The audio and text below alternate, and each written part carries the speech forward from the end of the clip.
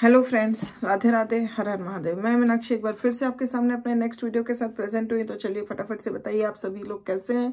I hope you are happy and healthy. तो चलिए इसी के साथ मैं आज का टॉपिक आपके साथ शेयर करती हूँ। जैसा कि पिछले कुछ वीडियो से हम यंग एडल्ट्स के बारे में यानी अर्ली एडल्टहुड पीरियड में बहुत सारी जानकारियाँ लेते आ रहे हैं। अभी हम यंग एडल्ट्स के बारे में उनके इंटरेस्ट से रिलेटेड कई सारी बातें करते चले आ रहे हैं। जैसा कि हमने बहुत सारी बातें की उनके पर्सनल इंटरेस्ट को लेके, रिक्रिएशनल इंटरेस्ट को लेके, पर्सनल इंटरेस्ट और रिक्रिएशनल इंटरेस्ट के कई सारे टाइप्स हमने जाने। अब ये जो तीसरा चरण ऑफ इंटरेस्ट हम देख सकते हैं यंग एडल्ट्स के अंदर, जो कि है सोशल इंटरेस्ट से रिलेटेड। तो आज हम कुछ ग्लिम्स लेंगे कि उनके सोशल इंटरेस्ट किस तरह से होते हैं, किस प्रकार के होते हैं, डेवलप होते हैं और उसके क्या टाइप्स हैं। ये सारी जानकारियां हम इस सेशन में लेने वाले हैं, जो कि बहुत ही इंटरेस्टिंग और इन्फॉर्मेटिव होने वाला है। तो please I hope that will be remain in the session till the end to get the whole information. और आगे बढ़ने से पहले, if you haven't subscribe my channel till yet, please subscribe it. और you are a new viewer to my channel, please subscribe it to get the notification of each and every series and each and every new video of mine, so you'll get easily the every video to get the information. So let us begin with the session. अगर हम early adulthood में social interest की बात करते हैं young adults के अंदर, तो अर्ली एडल्टहुड जो होता है, जिसके जब एरिक्सन के हिसाब से हम देखते हैं कि एज एरिक्सन हैज एम्फेसाइज, जो एरिक्सन ने उन्होंने एम्फेसाइज किया है कि when he refer to it as the time of isolation crisis. तो यहाँ पे अर्ली एडल्टहुड को उन्होंने, यानी कि यंग एडल्ट्स को उन्होंने इस पीरियड को बोला है आइसोलेशन क्राइसिस, एरिक्सन के हिसाब से है। And is frequently a lonely time for both man and women. उनके हिसाब से ये जो एडल्टहुड, अर्ली एडल्टहुड पीरियड होता है, that is the lonely time for both man and women. अब क्यों होता है, चलिए थोड़ा सा जानकारी लेते हैं। Young unmarried man often find themselves on the loose ends during their leisure time.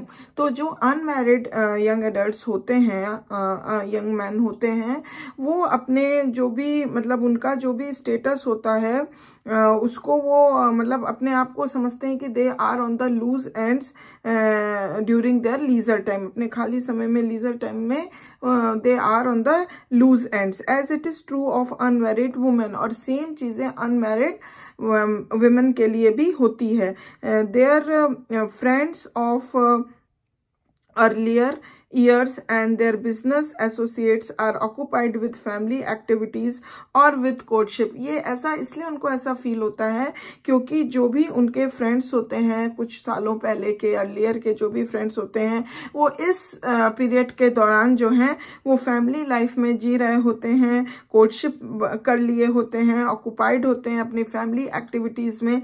तो they are not with their friends right now who are unmarried. So कहीं ना कहीं उनको ये चीज जो है खालीपन सा फील होता है। As a result young man miss the kind of social life they enjoyed during adolescence when there was usually a congenial group to talk to or to do things with।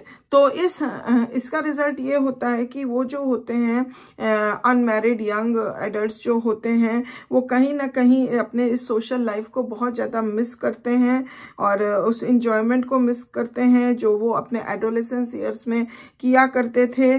और जो भी वो कॉन्जीनियल group का लाभ उठाते थे, to talk और to do things with, तो ये सारी चीजें वो काफी मिस करते हैं। Even young married adults are lonely at times and miss the companionships they enjoyed during the adolescent year। तो अभी तो हम अनमैरिड यंग मैन की बात कर रहे थे या विमेन की बात कर रहे थे। इवन अगर हम यंग मैरिड एडल्ट्स की भी अगर हम बात करते हैं, तो एट टाइम्स वो भी कहीं ना कहीं लोनलीनेस फील करते हैं और वो कंपेनियनशिप मिस करते हैं जो वो अपने एडोलेसेंट ईयर्स में एंजॉय किया करते थे।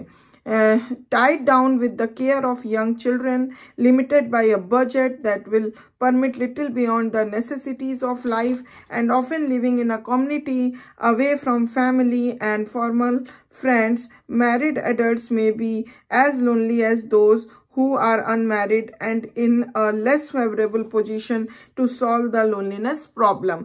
तो यहाँ पे क्या है कि जैसे जब भी हम मैरिड एडल्ट्स की बात अगर करें तो वो ऐसा क्यों फील करते हैं, क्यों लोनली फील करते हैं, सोशल लाइफ क्यों मिस करते, कंपेनियनशिप क्यों मिस करते हैं अपने एडोलेसेंट ईयर्स की, बिकॉज आज की डेट में they are tied down with the care of their young children. मतलब उनको एक अपना पेरेंटहुड निभाना पड़ता है, वो रिस्पॉन्सिबिलिटी निभानी पड़ती है। They have the limited budget, जिसके वजह से it not permit them to go beyond their necessities in the life.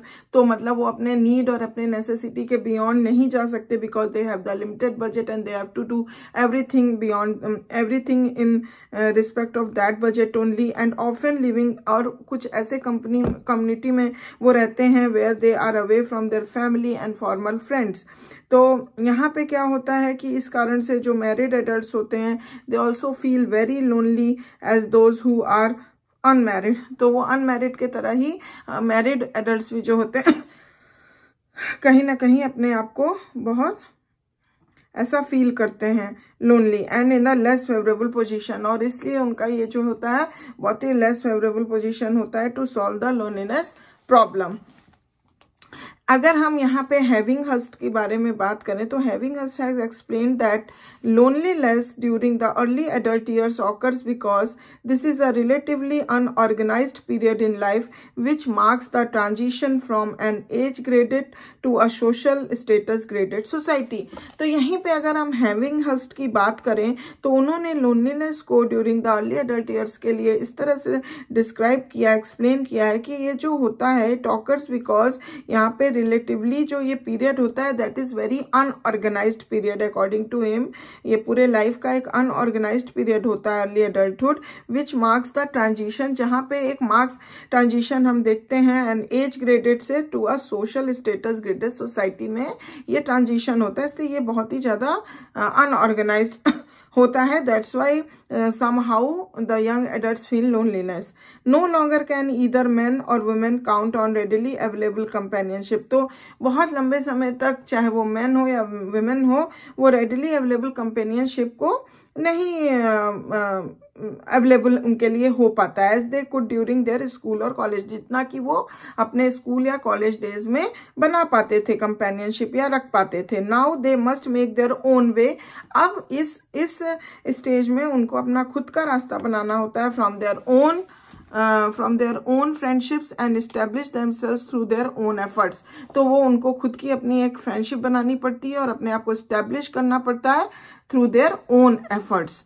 As they reach the 30s, adults, whether married or single, have usually made adjustments to these changes and have established a satisfactory and relatively stable social life for themselves। तो जैसे जैसे कि जो भी individual है वो 30s तक पहुंचता है, एडल्ट होता है, तो वेदर वो मैरिड हो या अनमैरिड हो, इस पॉइंट तक आते आते they usually made their adjustments with their changes, और फिर वो अच्छे से एक satisfactory relatively stable social life जो है वो बना लेते हैं, स्टैब्लिश कर लेते हैं खुद के लिए। तो धीरे धीरे ये सब चेंजेस से एकोमोडेट होते होते ultimately when they reach to the 30s और उसके अबव पहुंचने लगते हैं, तो वहां तक पहुंचते पहुंचते वो खुद के दम पे एक अपना एक स्टेबल सोशल लाइफ जो है वो बना लेते हैं, कर पाते हैं, उस चीज़ों से वो कंपैट कर पाते हैं।